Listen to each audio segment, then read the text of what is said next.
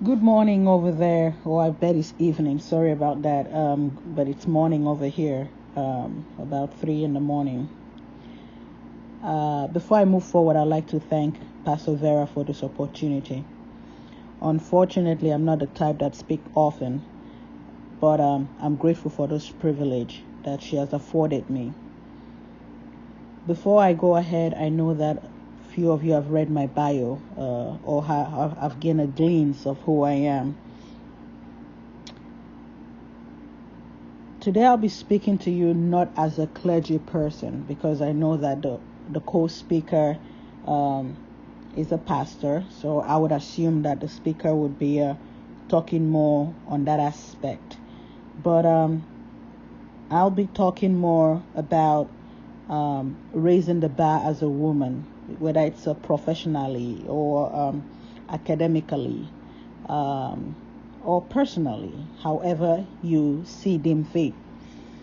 But how do you go around that? How do you get yourself to be a woman? A common word is being a woman of substance. How do you get to that position?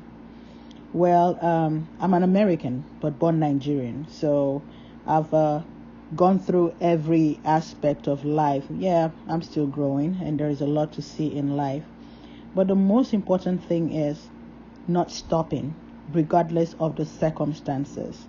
Forging ahead, having a goal, knowing that no matter what the challenge is, as long as it's legal and ethical, no matter what the circumstances, that you have a focus, you know where you're going to. Whether you're single or you're married, whether you have kids or you don't have any, or whether you're in a relationship, what sets you apart from your peers? That's a question you should always ask yourself. For me, as a clergy person or as a chaplain, what separates me, what sets me apart from my colleagues? So in the United States Army, we have about 5,000 chaplains, both female and male. But out of that 5,000, you have less than 100 that are female. And out of that 100 that are female or less, you have about 20 or 29 that are African American or black, to say. So how do we navigate the system?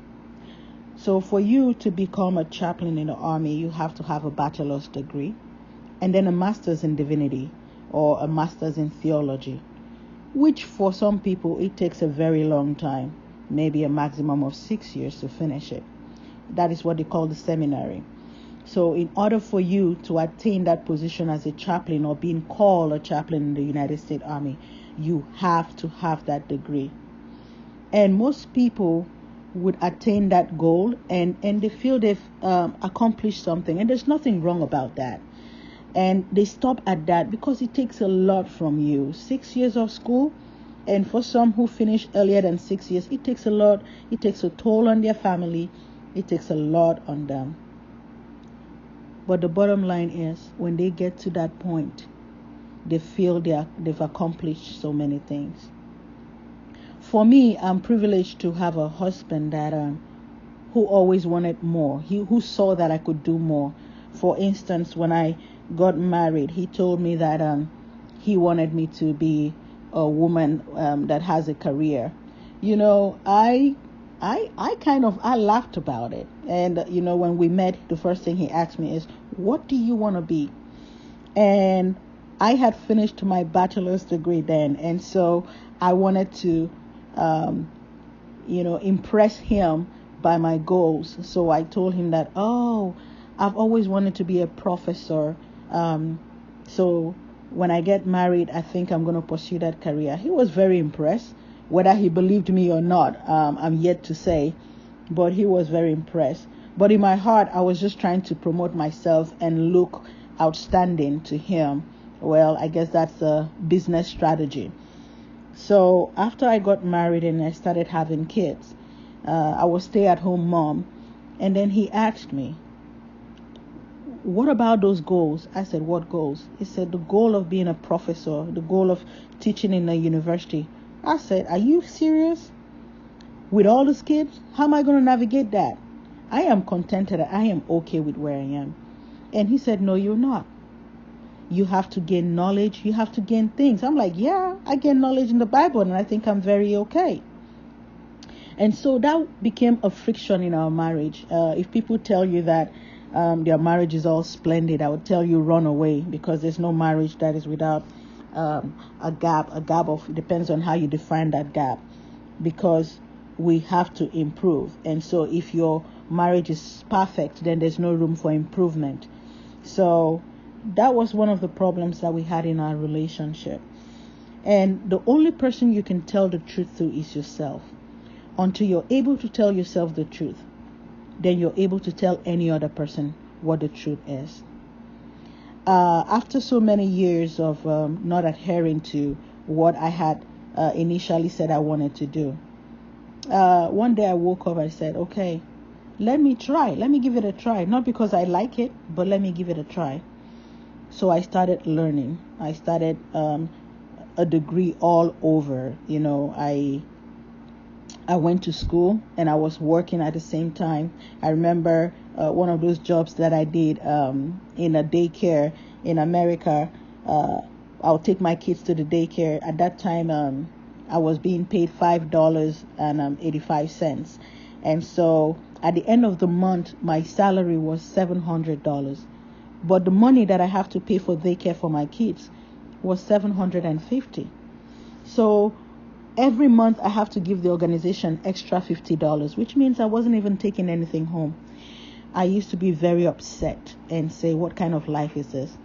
But my husband would say, it's not about what you're being paid, but it is the process.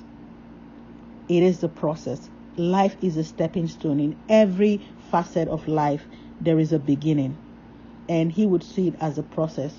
I used to get agitated and say, what kind of life is this? Why am I in the States? I have so many responsibilities back home in Nigeria. Why do I have to deal with this? But one thing I'll tell you is I never stopped.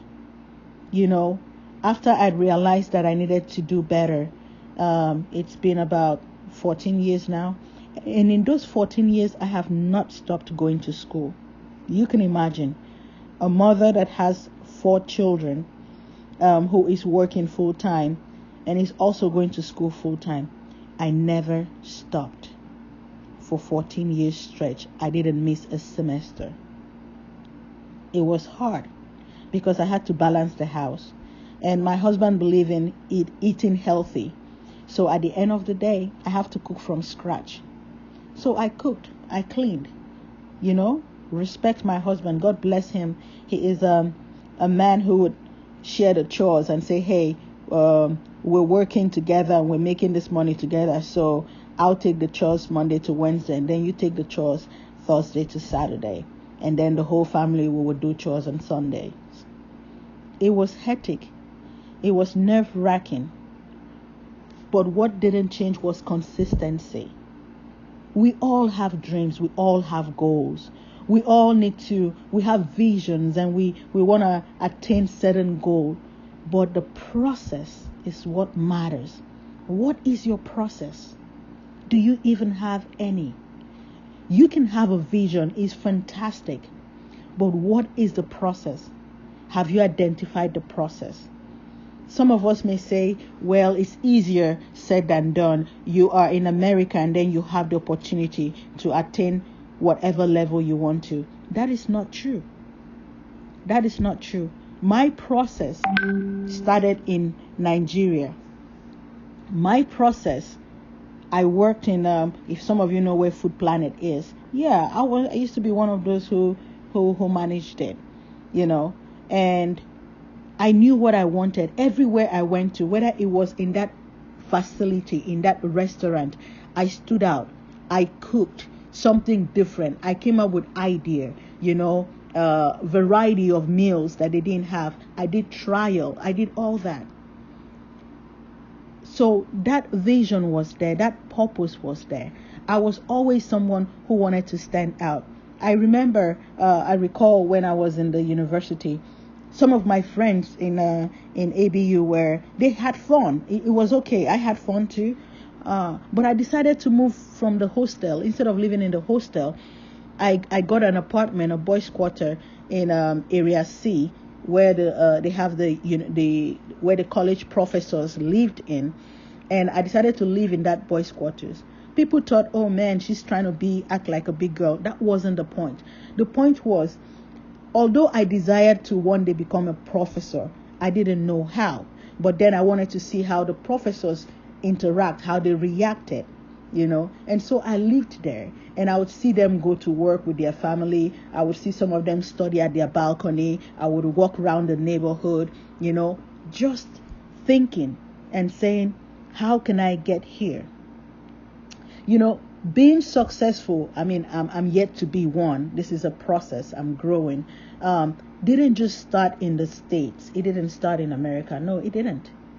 I recall when I was in college, and then I carried myself a certain way. I would want to speak a certain way, not because I wanted people to think otherwise, but I was trying to better myself.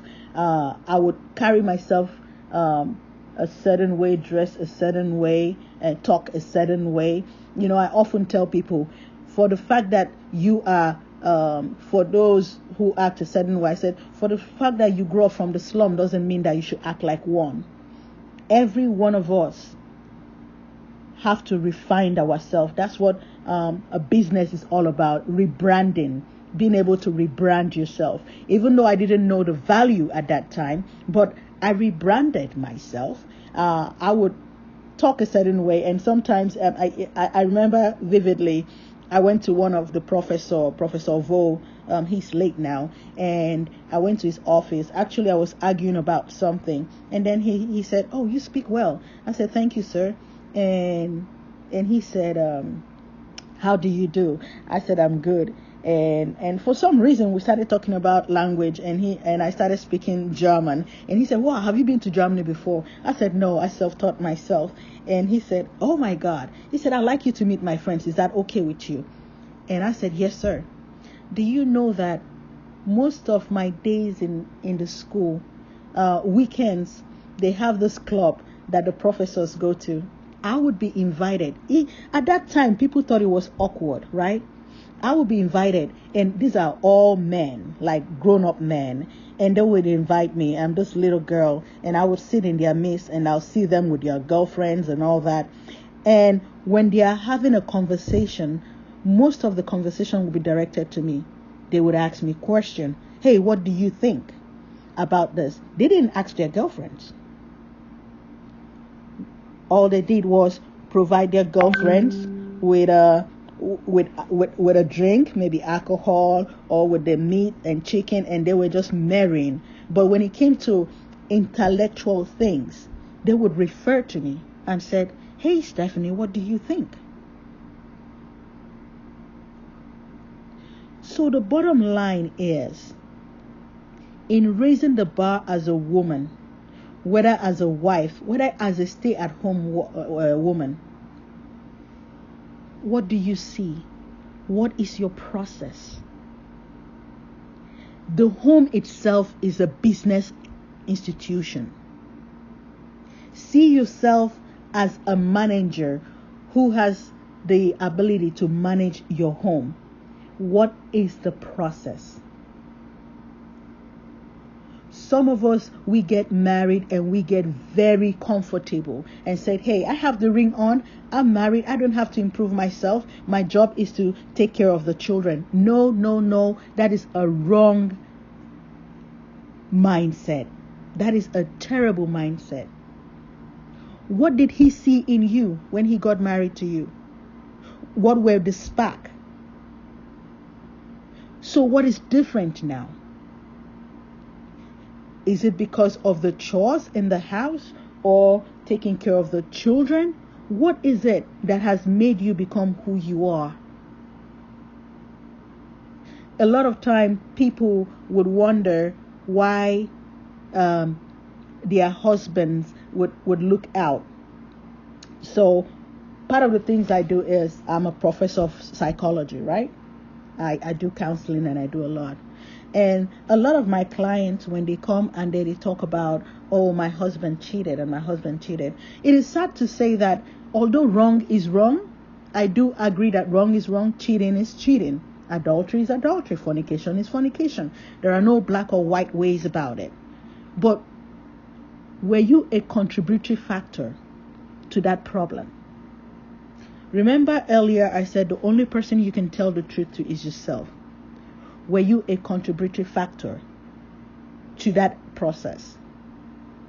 What makes him look out that he cannot look inward? Are you the nagging type? Are you the ones who sit down and spend time watching Nollywood and not educating yourself? There are so many tools out there. I sent to a lot of friends and colleagues. There's so many opportunity out there. You know, I just told a good friend of mine, I said, do you know what TED Talk is? TED, as in TED, talk. Some of us, when we have data, we have opportunity to have data, all we do is maybe on Facebook. I don't have a Facebook, but I do have a YouTube.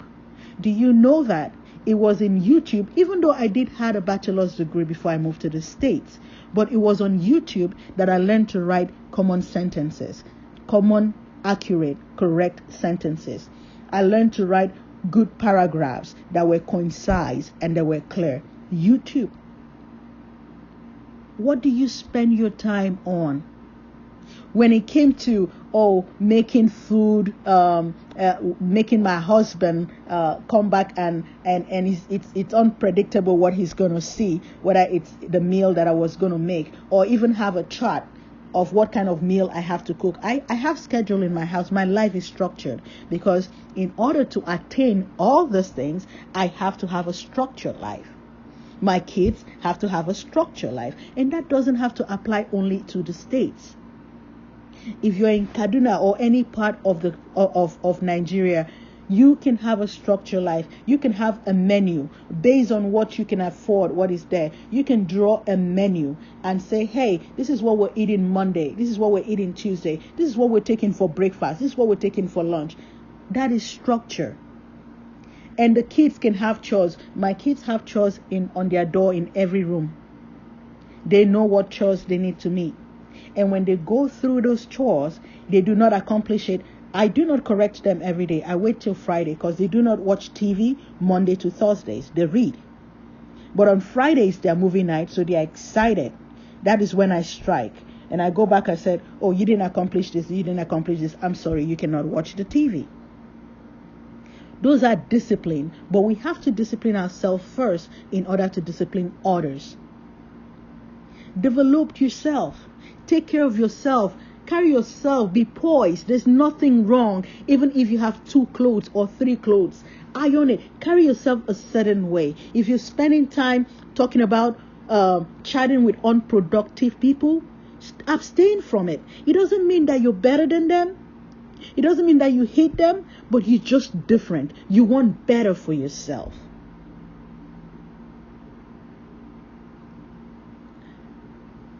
There is so much in life that we all can attain. It doesn't matter where you are. And the reason why I say it doesn't matter where you are, because most of the things that I do for people is my focus is in Nigeria. I have so many women that I'm helping out and I'm teaching one-on-one how to be better. How do you stand out? How do you raise the bar? How can you tell people that despite your situation, life can be better? How can you place yourself in a position that you work hard, and then when the opportunity presents itself, you'll be available to grab that opportunity? Most times we just wait for the opportunity, but we're not ready. We're not equipped enough to be able to take that position when it avails itself. Where do you want to be? What do you want to do? I do have a friend who things were very difficult for, and in Nigeria, and she said, hey girl, I don't know what to do with myself. I said, no, yes you do. And she said, where do I start from? I talked to her. I said, your children go to private school? She said, yes. I said, hear me out. Make friend, find one of those teachers and say, hey, I'm going to cook. You guys don't need to go out and get lunch and everything like that. I'm going to cook a little kind of meal and I'm going to bring for you guys to taste and tell me what you think. And if you like it, during lunch, you can place your orders. I can bring the food and bring your orders, during lunch, and you guys can buy your meals for those who could afford it. And she thought it was stupid. But after a while, she started learning that. She said, hey, if I do moi moi, everybody does moi moi. I said, no, your moi moi can stand out. I said, they have so many variety of vegetables in the market that we ignore, we take advantage of. You can garnish your meal in a way that it would stand out. It is the same goat meat, but the standard is different. It's called creativity, critical analysis. That is what it is, creative thinking. Everything in life is strategy. And so I told her that, and she started that. She would take the bike then, Okada, and she would take, and then she would go from one private school, the word spread around, to another private school, the word spread around, to another private school, the word spread around. And I told her, I said, but that's not good enough. Don't be contented and think you're okay.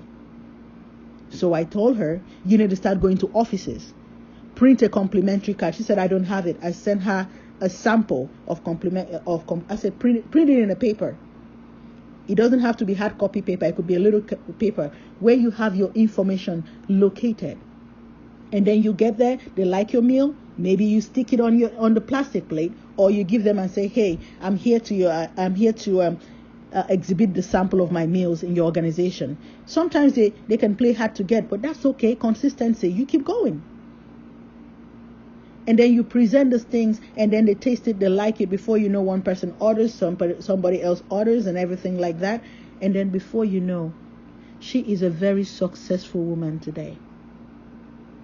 But one thing I told her is, for the fact that you are now the breadwinner, doesn't mean that you should disrespect your husband. Because don't forget, your husband is your coverage. I'm assuming your husband is a man of God.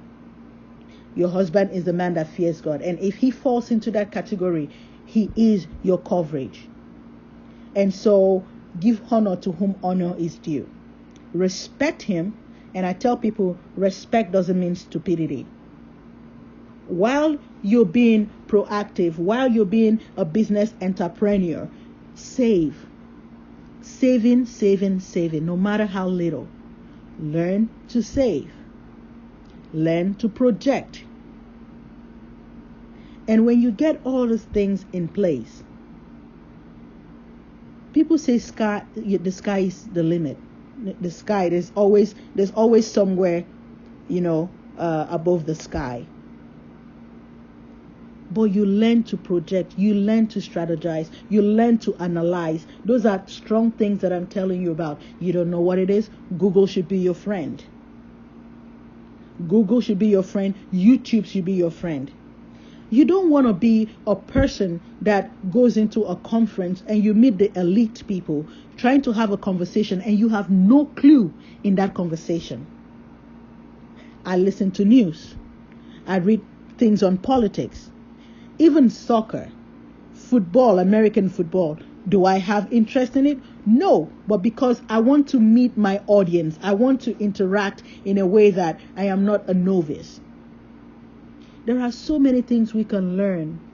Our brain can harbor a whole lot of stuff. What are the things that you're learning? How can you impact your clan, your society, your environment, your vicinity? How can you impact those around you? It starts by the things you do. See, I don't have to ask my kids to go to school. You know what my kids do? You might call it competition, but that's okay. My kids are like, Mom, that's okay. You became a professor at maybe 38, 40. That's okay. I'm going to be a professor at 27, so I'm going to read hard to be there. My oldest daughter is in the military. And she's like, oh, okay, Mom, you can be a professor. I'll be a medical doctor.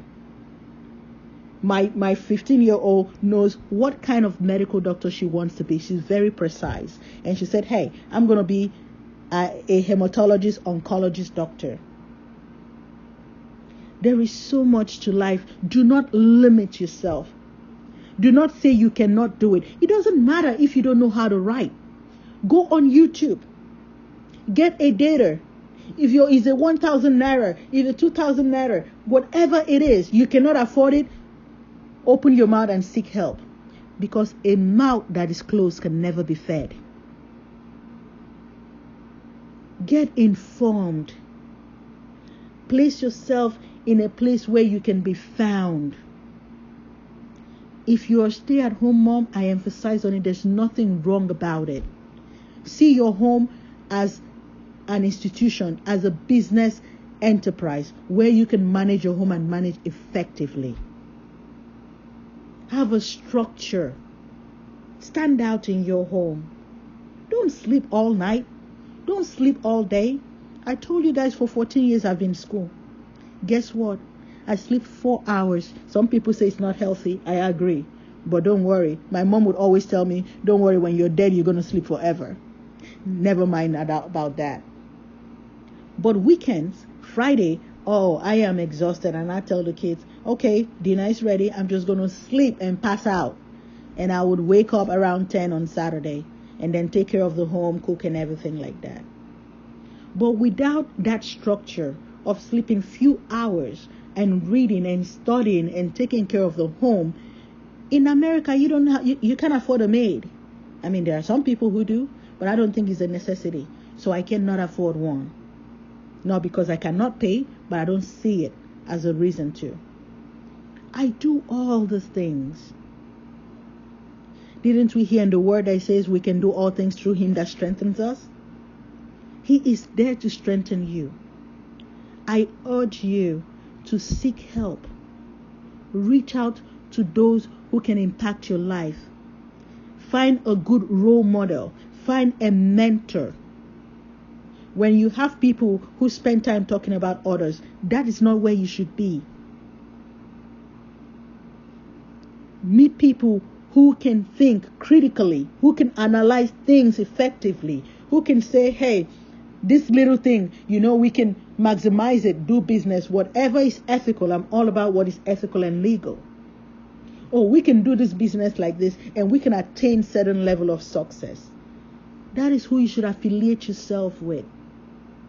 A lot of people will tell me, oh my God, it sounds like you love money. I said, no, I don't love money. Money gravitates towards me. Money cannot help but gravitate towards me. It runs after me because I know who I am. Do you know who you are? How can I better help you? And that's my final word. I might expand on it. How can I better help you? What are the questions? How can you be successful? Whether it's in business, whether it's academically. How can you be successful? It starts with a mindset.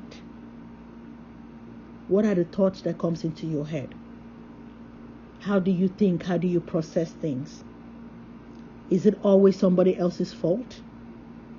It is easier for us to point fingers, but we have to look inward and say, how can I be better? Yearn for it. Fight for it.